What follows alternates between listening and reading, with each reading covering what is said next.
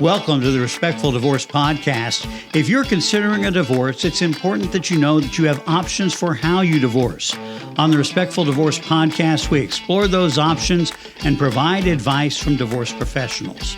I'm your host today, Tim Crouch, and we're talking with members of the St. Louis Collaborative Family Law Association today about divorce in the St. Louis area and the upcoming Divorce with Respect Week. Joining us today are Susan Amato from the Amato family law firm in Clayton, Missouri, John Ernst, a CPA with the firm of Smith Patrick in Webster Grove, Missouri, and Erika Ottolini, a therapist with Artemis Counseling Services in Clayton. Thank you all for being with us today. Thank you, Tom. So the first question for somebody watching this, wanting to learn more about divorce, might very well be to say, wait a minute, yeah, I see the attorney, but why do we have a CPA and a counselor on this call? When we do a collaborative divorce, we pay attention to all three of the pieces of divorce that are going on. So we have a lawyer who helps with the legal piece. We have a financial expert who helps with the financial piece. And we have the mental health professional because divorce is an emotional process. And I can tell you that I have negotiated many, many divorces, and they are unlike negotiating other contracts because with a divorce comes strong feelings. And if we want to make good business decisions, we need to really work to focus and manage our feelings in a way that's going to be productive to move us forward. So that's what Erika does. Right. I think. Correct. Yes, absolutely.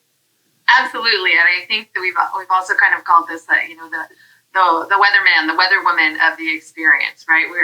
Our job as mental health people is to kind of take the temperature of not only the room where the meetings are held, but how the clients are doing along the way, and to help facilitate really,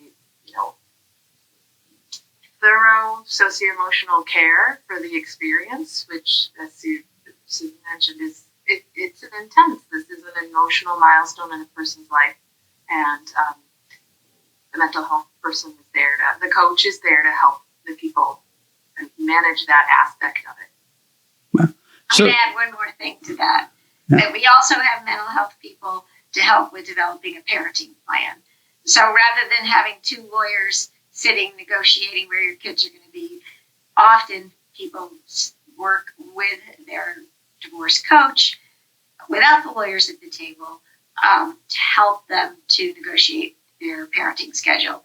And we also involve mental health professionals called child specialists who can bring the voice of the child into the room without actually bringing the child into the room, so that we keep our process focused on what's the best for the whole family, including the child, who is a person who doesn't really have any control over what's happening. And sometimes it's nice for them for the parents to have some help to keep the interests of their children on the front burner when they have a lot of other things on the front burner as well. So John, you're a CPA. What do you bring to the divorce process? I bring to the divorce process basically the accounting part of it piece, as far as figuring out the party's income. I assist in the division of assets and also any tax issues. Sometimes there may be a tax impact if they sell an asset like a stock or bond in an investment account. So Susan, you've been doing this for a while as a divorce attorney. What is it like to go through a divorce in the St. Louis area? The path from I think I'm going to get divorced to I'm divorced can look completely different depending on the choices that the family makes and on the particular situation. So some people need the structure of the courthouse and the adversarial process. Many people don't. Many people want to have a divorce that no one says, I would like to have a long, contentious, and expensive divorce. No one says that. But depending on their particular situation and depending on the initial steps that they take, it can make a big difference. So I think that step one should always be, to confer either with one of the neutrals, like a financial neutral or a divorce coach, or with a collaborative lawyer, to kind of get the rundown of what are the choices to get from here to there. Do I only need a non-contested divorce? Can I do it with just a mediator at the table and the couple, maybe a lawyer or two in the wings? Would I like and benefit from the support of the full collaborative team? Or am I in kind of an emergency situation that I have to do it, but I would say the long, hard, and expensive way? And get a good consultation at the beginning so that you can roadmap yourself in the best way for your family. Yeah. I don't know if that answered your question, but yeah. So, as we think about the differences on that, I think you said the long, hard way. The long, hard way looks like what?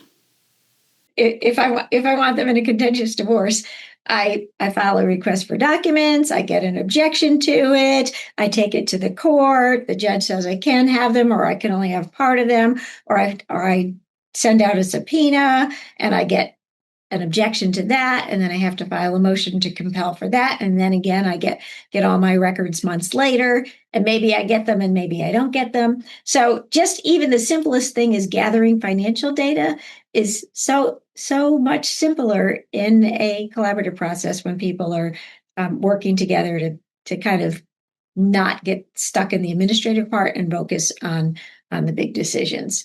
The other thing is kind of communication. In a collaborative divorce, where we sit at the table and we brainstorm options for how to solve a problem. In a litigated divorce, often that doesn't even happen until months down the road. And then you're sending proposals back and forth through lawyers, which I'll just say is inefficient at best. And the message of what's important to people gets lost in the translation. Yeah. And so, Erika, what happens emotionally to people as they're going through that kind of process? Well, I think, we're calling it the long, hard way because it is arduous, it's expensive, but it also takes an emotional toll on everyone. And people finish that litigated divorce exhausted, really emotionally spent, even traumatized by the experience. What collaborative attempts to do by having a mental health professional on board is to pay attention to that during the process so that people are already beginning to think about those things and beginning the healing journey before we've even reached a settlement. And so it's a really critical piece that I think often gets overlooked. I mean, people know that divorce can be emotionally trying and vexing and arduous, but to have help while people are going through the process is pretty revolutionary. And that's what you get in collaborative. Yeah. And Susan, that help is also the work that John does, that as a neutral versus when you're in a litigated situation, you may have two people like John and double the expense. Right. And I don't have them in real time. So if I've got John at the table and I have a tax question, or the other person has a tax question, he's there to answer it, and then we get the answer, we move on. It's a lot different in a litigated situation. If John is the expert for the other side and I want to know what he's thinking, I have to take his deposition. Just saying those words costs a lot of money. So. And John, I'll bet that's a lot of fun to go through a deposition as opposed to when you're able to be a neutral, right? Right.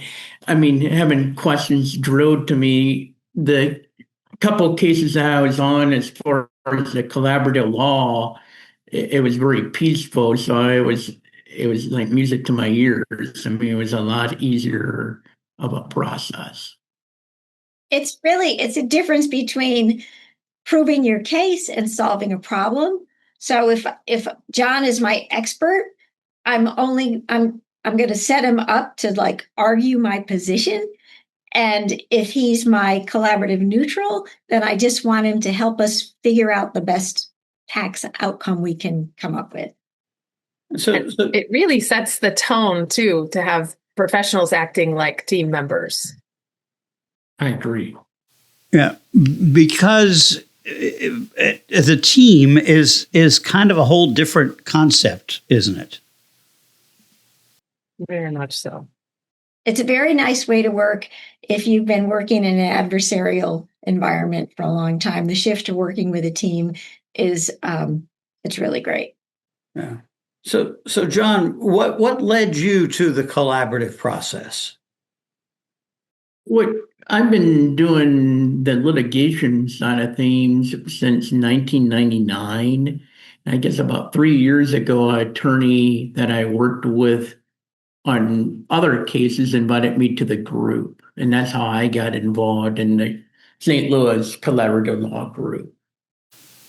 Well, and Erika, what about you? How did you get drawn into this as part of your work?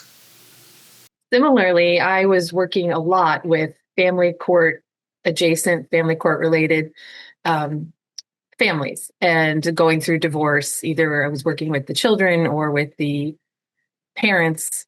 And oftentimes there was a lot of conflict, and it was very adversarial, especially between the parents. And so I was looking for some relief from that, and found out about this process and started kind of doing a little bit more digging, because I just, watching families go through that, it's quite moving. And you think to yourself, there's got to be another way. And so about 7 years ago, I was introduced to this group, and turns out it's global. And that was even more exciting, that there are people all over the world doing this kind of work to help families divorce with respect. How have you seen this process make a difference in people's lives versus if they'd gone through the long, hard way of a litigated divorce?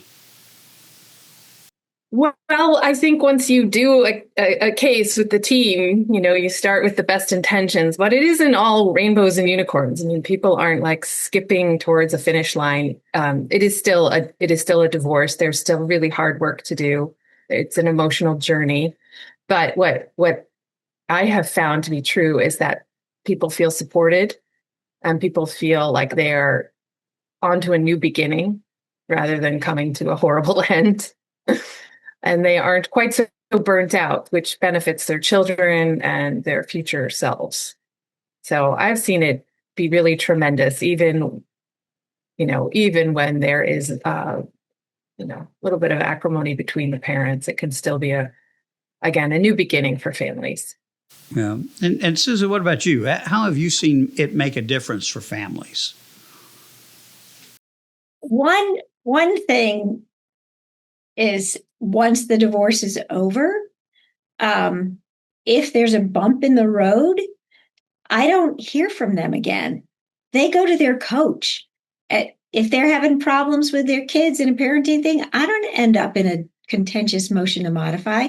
They call the coach, they deal with the problem. Well, it's a little problem. They have that person still there if issues come up in the future to help them through it. And things come up in the future when you're dealing with raising kids in two households. During the process, I think the feeling that people have of control over the outcome is reassuring. I think it's hard. It's hard to do this work. I mean, I think my clients amaze me all the time with the grace that they go through their divorce process when they come into this process and really work hard to put their best foot forward and to think of their own needs and the needs of everybody in the family. And I think that people they don't come out of a collaborative divorce without something that they said yes to. So they're not having an outcome that wasn't okay. And I think they appreciate that. If I think of my own clients' sort of happiness after the process is over, I do think that as Erika said, it's still a divorce and it's hard, but I think that they feel better about how they went through it. and how they behave themselves. I want to turn back to John, your role as a financial neutral.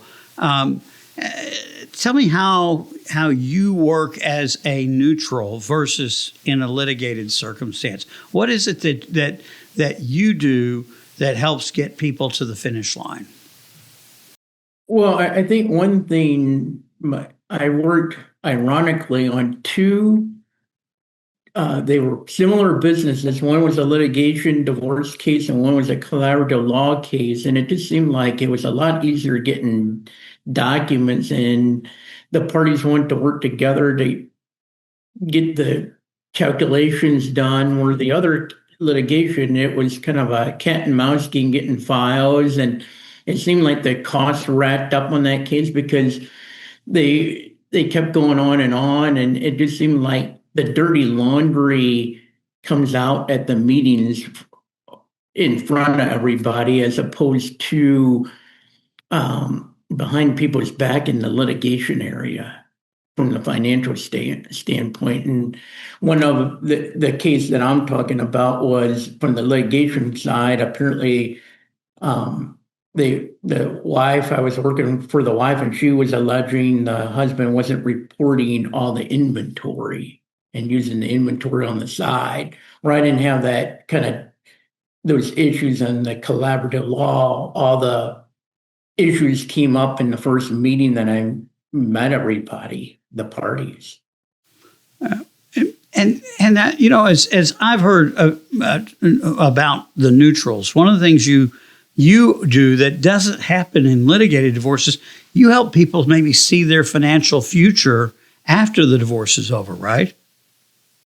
That can be. The thing is with collaborative law is once we're in this container, you have to provide the advice to both parties. So once you're done with the case, you're pretty much finished with it, as opposed to litigation. Sometimes clients come back and it's almost what Sue said. Basically, they talk to the coach. I mean, financially, sometimes in a litigation case, I get people calling, well, you did this investment account. I got this investment account. What's the tax issues on it? Where here, it's closed and you walk away from it. But within the case, right, John, what I've seen the financial neutrals do is begin to help the family think about their financial future, everybody's financial future, before the divorce is over, as opposed to just kind of being dropped off in litigation at the end. Best of luck.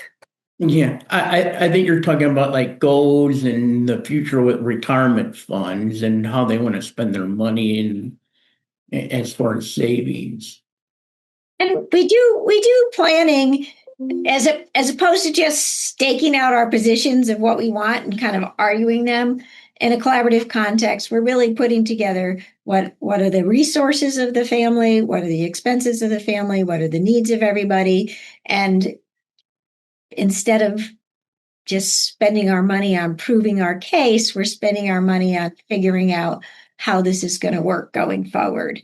What are everybody's budgets going to be? Who's going to pay what? How are we going to make it work? What resources are we going to use? So it is a planning process for the post-divorce financial picture as well as the kids' picture.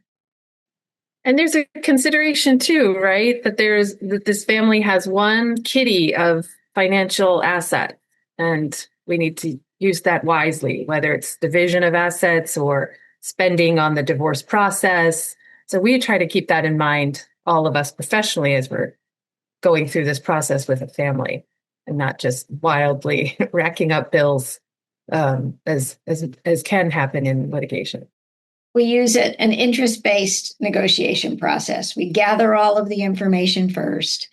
Then we figure out what's important to these people. Then we start generating ideas for how to make decisions moving forward, whether we're talking about kids or whether we're talking about assets or whether we're talking about income and expenses. We toss around ideas, we analyze them, we get input from people like John, and whatever other information that we need, and then we help folks to make decisions. You're participating in Divorce with Respect Week, which is coming up March 1st through 8th. Divorce with Respect Week, it means what in terms of divorcing with respect? How do you sort of see that term? When a marriage is ending, it's hard and it's sad, and you can go at it with anger and revenge, or you can go at it with an acknowledgement of the years that you had and the things that were good, and with an effort to make sure that everybody's okay going forward, even though it's rough. And I think that's if thinking about my needs are important, my kids' needs are important, and my soon-to-be former spouse's needs are also something that I need to consider in restructuring our family. I think that's how I would define divorce with respect. Yeah, Erika? I think about it. Yeah, I think about it twofold, because there's certainly the professionals are keeping that in mind. Like, we want to surround this family with respect and work with them in a respectful manner. When we talk about, if you were a fly on the wall, you might not know which attorney was representing which person. That's the goal. Each client should feel the mutual respect of all the professionals in the room. But then I also think about, the family.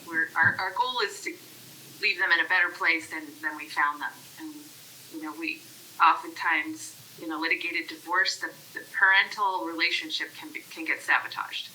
And we tell people, you have a lifelong journey together. As long as your children walk the face of the earth, we hope that's a very long time. So how do you want to do this moving forward? And most often people are saying, respectfully, please. And so I think that we help model that, and we help people get there so that they can, at the end of this collaborative divorce process, say, we've been through a lot, and I respect you, and we're off to a new chapter of our lives. Well, John, I'll ask you the same question. When we say divorce with respect, what does that mean to you? That means to respect both parties. I think what happens is usually one party is the main voice from the financial side of things, and the party that wasn't involved in the financial aspects of the marriage, they need to have a voice in the negotiation and in these meetings. So you have to give a fair listen to both parties. Where in a litigation side, you don't usually hear the other sides unless you go to court or they're being deposed. I want to thank you all for joining us on the Respectful Divorce podcast today. Lots of great information. People can talk to members of the St. Louis Collaborative Family Law Association for free during Divorce with Respect Week. And if somebody wanted to talk specifically to you, how can they get in touch with you? Susan? Phone number is 314-727-7122. And you can also reach me through my website, which is amatofamilylaw.com. All right. Erika? Feel free to reach out at our admin line for Artemis Counseling. That's 314-764-0246. And we also have a website where you can inquire about questions, and that is www.artemis-counseling.com. All right. John? Smith Patrick's website is smithpatrickcpa.com. Our office phone number is 314-961-1600. All right. Again, thank you all for being with us today. We will put the contact information in the show notes so that you can get that information through this podcast as well. I want to thank those of you who've been watching online for watching the Respectful Divorce podcast. This important programming note, Divorce with Respect Week, is coming up March 1st through 8th, 2026. During Divorce with Respect Week, you can talk with lawyers, divorce coaches, divorce financial experts for free to learn more about the divorce process and your options for divorce. Simply go to divorcewithrespectweek.com to find professionals near you. Once again, Divorce with Respect Week, March 1st through 8th. For more information, that's divorcewithrespectweek.com. I'm Tim Crouch for the Respectful Divorce podcast, reminding you that collaborative divorce is a better way to untie the knot.